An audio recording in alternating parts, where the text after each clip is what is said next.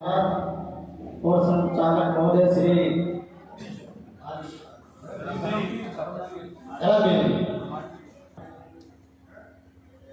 जब जो हमारे मुख्य गुरु है श्री महंत जी महाराज, ये हमारे नारायण है।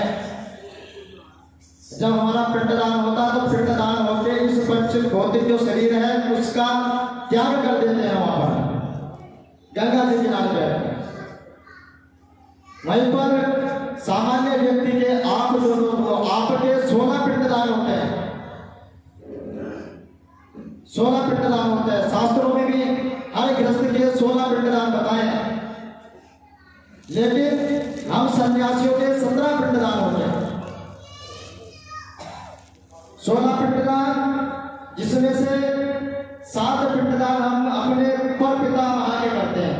अपने पिता ने दादा परदादा परदादा पितामा प्रस्वपितामा प्रस्वपितामा।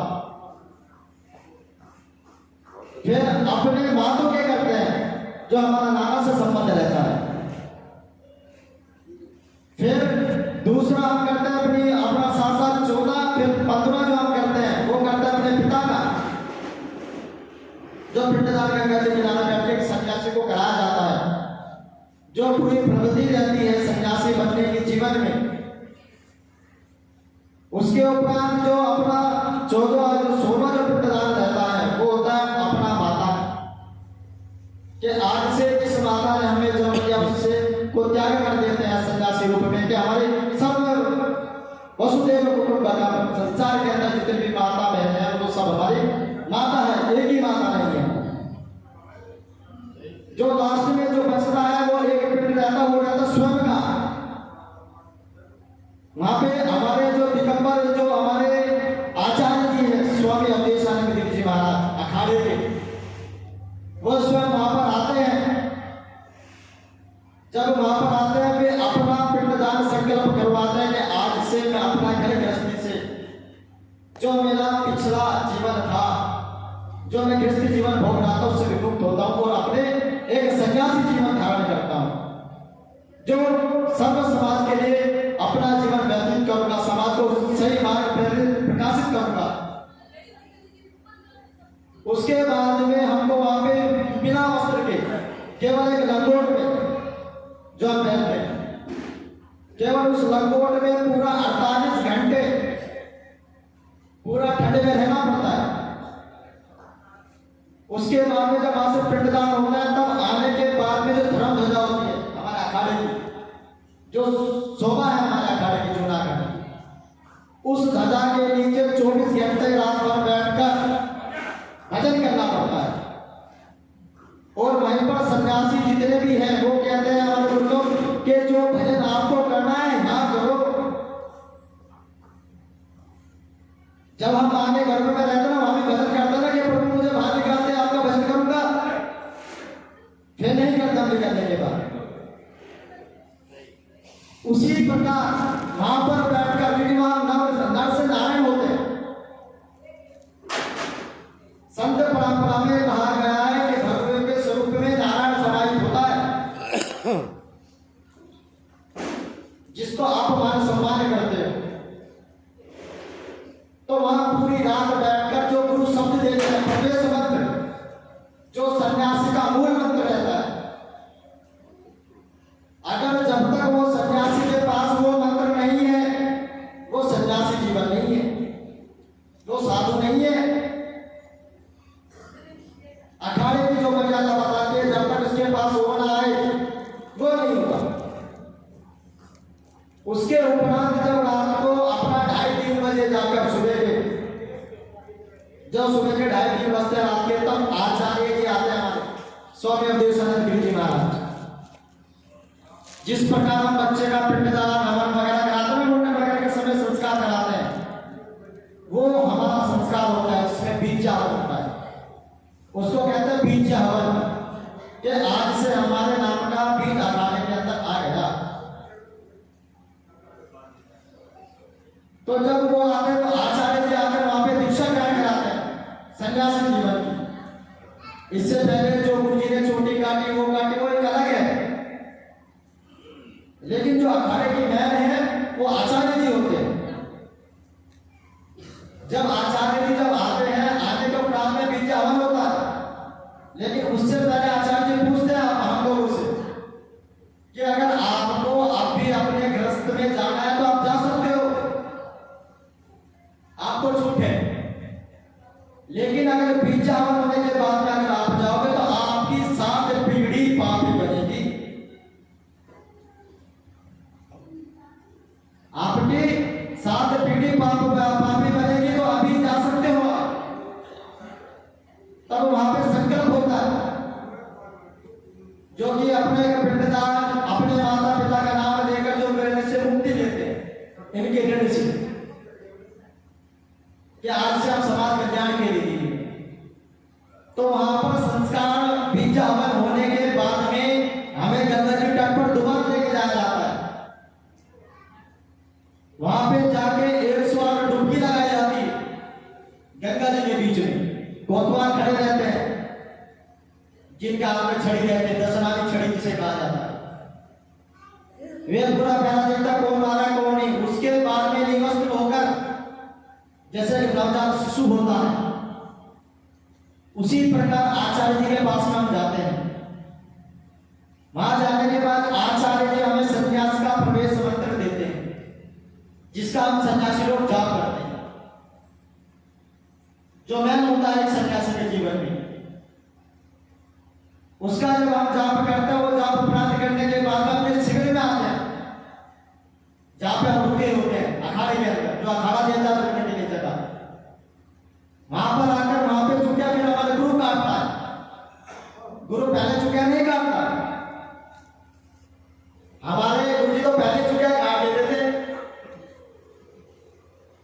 हमारे गुरु जी तो पहले चुटिया काट देते थे। लेकिन संस्कार में बीज हवन होने के उपरांत तक चुटिया काटे जाते।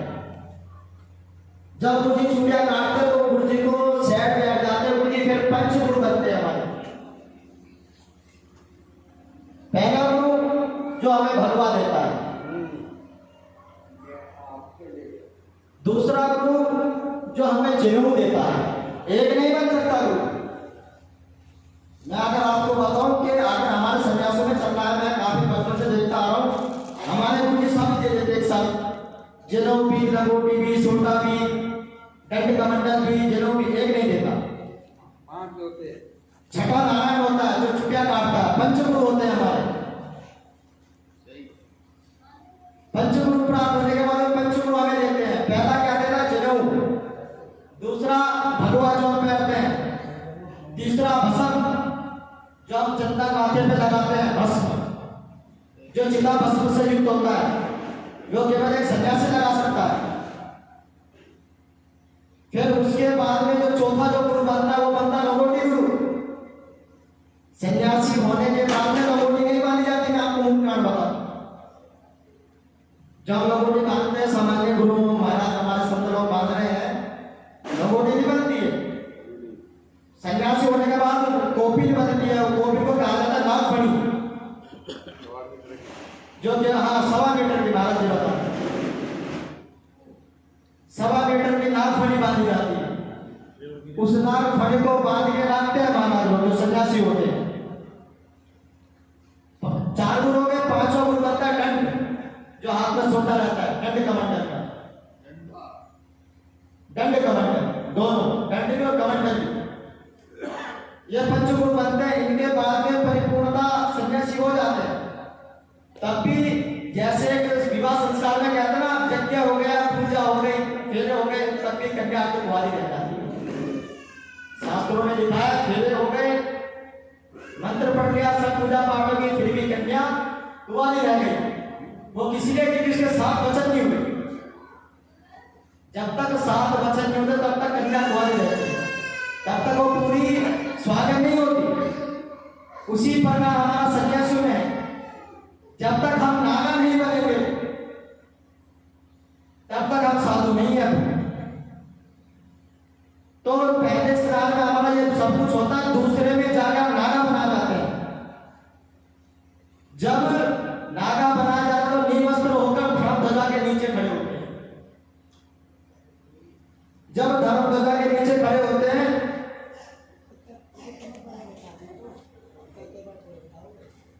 जब धर्म ध्वजा के नीचे खड़े होते हैं तो एक सोटा रहता है, छोटा। हमारे स्वामी जी रखते थे अपना सोटा, छोटा सा। उस सोटे को इंद्री में लपेटा जाता है, इंद्री, उसे इंद्री में जब लपेटा जाता है तो ऊपर वो कहते हैं हमारे दिगंबर गुरु बनते हैं। जो नागा होता है, जिसका संस्कार होता है, उसका दिगंबर गुरु होता है। हमारे दिगंबर गुरु हैं श्री महेशपुरी जी महाराज, अखाड़े के सेक्रेटरी, जिन्होंने मुझे नागा बनाया है। तो जब वे आते तो इंद्री को जो सोटा रहता है, सोटे पे इंद्री लपेट के 3 झटके रखते हैं। 3 झटके इतने टाइट लगते हैं कि आदमी के प्राण तक निकल जाते हैं। अगर वहां पर किसी का शरीर पूर्ण हो गया तो उसको वही समाधि दे दी जाती है। बड़ी कठिनाई है महाराज, मैं आपको बताता हूं कि वहां पर अपना समाधि के लिए गड्ढे खोद के तैयार रखे।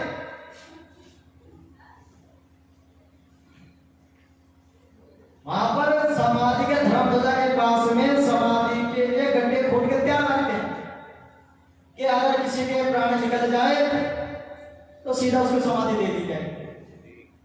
उस समय ना तो वहां कोई गृहस्थ होता, ना कोई प्रशासन वाला, कोई नहीं होता, बस सिर्फ सन्यासी लोग जो वास्तव में नागा, वे भी अपना नागा ही खड़े रहते हैं, बिल्ली वस्त्र, कपड़ों में कोई नहीं रहेगा उस जगह धर्म ध्वजा के पास। तो जब 3 झटके दिए जाते हैं तब नागा बनाया जाता है। पहला झटका दत्त भगवान जी के नाम का दिया जाता है, उसका भी मंत्र होता है। दूसरा झटका हमारे गुरु के नाम का, कि भाई ये इनका शिष्य है, उसका भी मंत्र है। फिर तीसरा अपना स्वयं का दिया जाता है कि कभी मन में अभद्र भाषा ना, गलत विचार ना करना है किसी प्राय माता बहन को, स्त्री को देकर। इस प्रकार जाके हमको नागा बनाया जाता है। जब नागा बनते हैं तो श्री दिगंबर जी के सामने मान जाते हैं नागा होकर अवस्था में। वे हमें इसका नियम बताते हैं कि ऐसे ऐसे करना। नियम में लिखा है कि किसी स्त्री के हाथ का भोजन नहीं करना पड़ता है, गाँव भोजन नहीं करना है। जैसे हमारे गुरुदेव, काफी लोगों ने काफी बातें उठाई हमारे गुरु के ऊपर। हमारे गुरु जी ने कभी गर्म चीज नहीं खाई, बैंगन नहीं खाते थे हमारे गुरुदेव। बैंगन बहुत गर्म रहता है, मसूर की दाल वो गर्म है, गरम मसाला वगैरह ये गर्म है। ये सन्यासी के लिए प्रेज है। और जो बताया हमें तो दिगंबर कहने का बताया कि खाली अपना कोपिन में हो या कोपिन में डाल दो। हमको जो बताया जाता है हमको तो पता नहीं वस्त्र रहो। लेकिन जब आचार्य जी का पास में आप पहुंचते हैं तो आचार्य कहते हैं संस्कृत मर्यादा निभाओ, मर्यादा निभाओ। जो ये माता बहनें बैठी हैं हमारी, ये माता स्वरूप है, तो इनके सामने वस्त्र कैसे रहो। तो इसलिए हमारा दिगंबरी पुकार में नीचे तोलिया मारने का प्रवण बताया, जो कि हर कोई सन्यासी मानता है। मैं बात रहा हूं, देखो ये घुटने तक का ऐसे रहते हैं, ऊपर नीचे कुछ नहीं बैठते, बस केवल ये। और जो सन्यासी बनता है वो बिना सिला हुआ कपड़ा पहनता है, वो सिला हुआ कपड़ा नहीं पहनेगा। सन्यासी को बताया नहीं है अपनी बात। अगर आप शास्त्र को उठाने देखोगे, भृगु संहिता पढ़ना, भृगु संहिता, उसके अंदर पूरा सन्यास का विवरण आ जाता है। उसके अपना तृतीय खंड में जब पढ़ोगे यार तो उसके अंदर पूरा है सन्यासी लोग ऐसे रहते हैं जैसे गाथी बांध कर, बाजे में ना गाथी, ये गाथी बांध कर रहते हैं सन्यासी लोग, तब जाके सन्यासी बना जाता है। अन्य तो मैं आपको बताऊं, अखाड़े के बाहर जितने भी आप कैंप लगे देखोगे, ये सब ऐसे ही बने फिर रहे हैं महाराज जी। अगर आप सन्यासी बनो तो पता चले। आप कोई व्यक्ति बनने को तैयार नहीं, अखाड़े के अंदर मैं बता रहा हूं पद के इसके संस्कार जो प्राण में दिया जाता है। नागा भी हर किसी को नहीं बनाया जाता वहां अखाड़े के अंदर जब आप जाते हो। महाराज जी, ये जो आप सन्यासी बने हो, नागा बाबा बने हो, इससे अब हमारे समाज को क्या फायदा होने वाला है? इससे समाज को फायदा ये होता है कि जो सन्यासी होता है वो समाज के लिए जीता है।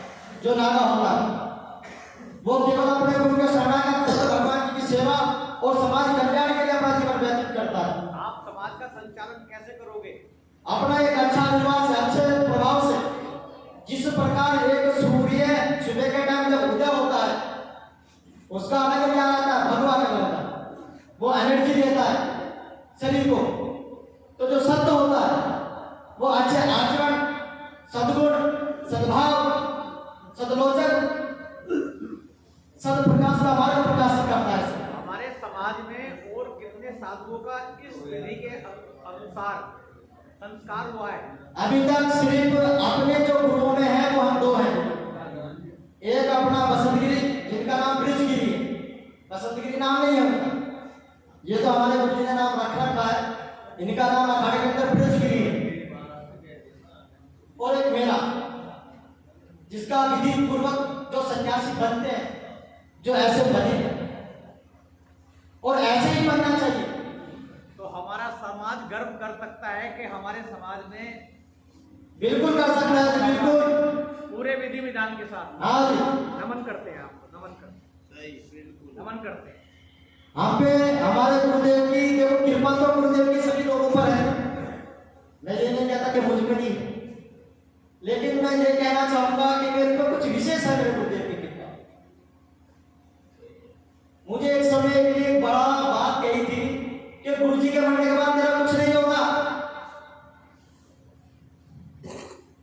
एक गुरु भाई थे हमारे, उन्होंने मुझे कही, नहीं मैं बता रहा हूं, आज गुरुजी की कृपा से इतना है कि मैं सेवा में लग रहा हूं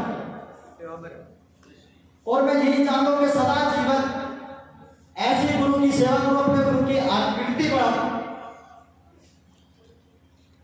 अखाड़े के अंदर अगर आप जाके देखोगे, हमारे कहने वाले तो बहुत है, हमारे गुरु भाई लोग कहते हैं कहीं जुड़ा अखाड़े के अंदर बहुत गुरु भाई कहते हैं। गुरु जी के साथ मैं भी गया हूं। मैं आपको बताता हूं, गुरु जी बाहर से बाहर भाग ले जाते थे, अखाड़े के अंदर गुरु जी नहीं गए। सबसे बात है नहीं गए गुरु जी हमारे अखाड़े के अंदर नहीं गए। मैं और सेवागिरी भाई जी बैठे, महात्मा जी बैठो। जब ये बात जो सेवागिरी जी जो माई है, ये और मैं और गुरुदेव हम गए। गुरु जी ने कहा चलो तुम्हें कुंभ के रात में लेता। तो गुरु जी का मैं अपना थोड़ा वो झोला कमंडल, इन्होंने तो देखा, गुरु जी ने, काफी लोगों ने देखा, झोला कमंडल में लेकर चलता था गुरु जी का। हमारी पुष्पा बहन जी को भी बता बैठी है। तो जब मैं चलता था तो गुरु जी मुझे लेकर गए। तो तब गुरु जी लेकर गए तो गंगा के घाट से भैरव घाट पा जाता है।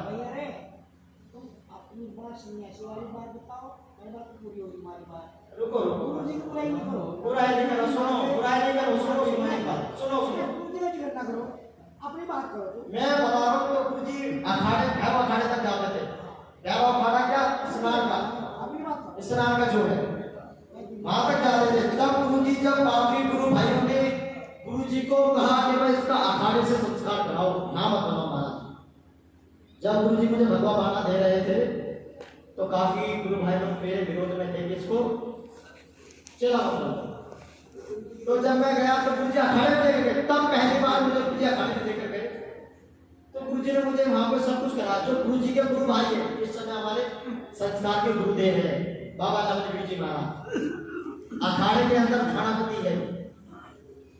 एक पूरे साधु के संघ को लेकर साथ चलते हैं। तो जब इनके पास में गुरु जी गए, गुरु जी ने कहा भाई गुरु भाई मेरे चेलों का तुम्हें संस्कार करना है। तो समय गए थे बसंतगिरी जी, जिनका नाम ब्रजगिरी है, मैं अरमोनीगिरी जी। तब वहां पर हमका विधि पूर्वक हमको वहां पर दोबारा यहाँ पे तो गुरु जी ने भगवा चोला दिया ही था मुझे, लेकिन वहां पे जब संन्यास के अंदर जब हम गए तो उन्होंने मना कर दिया अखाड़ों में। उन्होंने कहा कि ऐसे महात्मा नहीं बनते।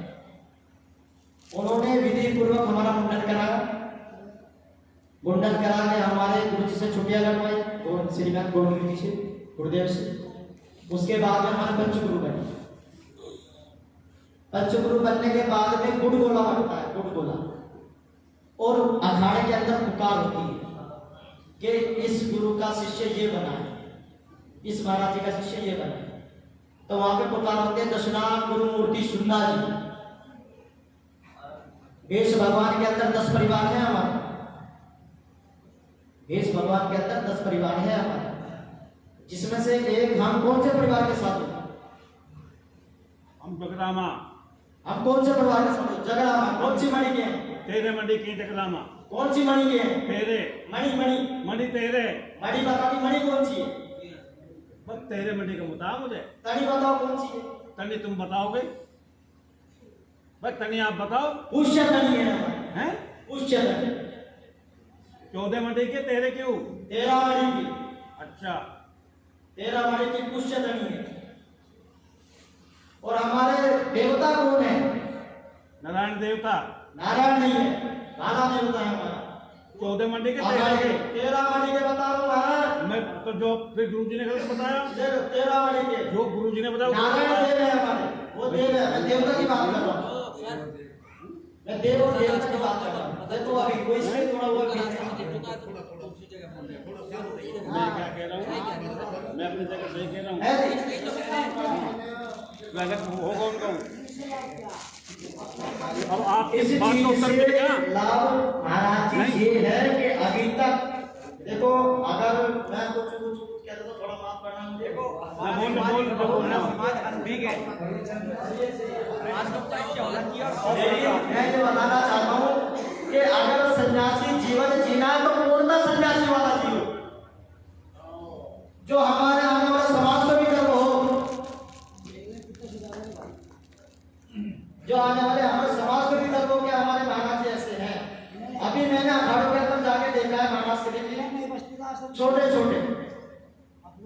छोटे छोटे बच्चे, मेरे सामने 5 साल का बच्चा नागा बना है। अब इसको क्या पता सन्यासी जीवन के बारे में क्या होता है?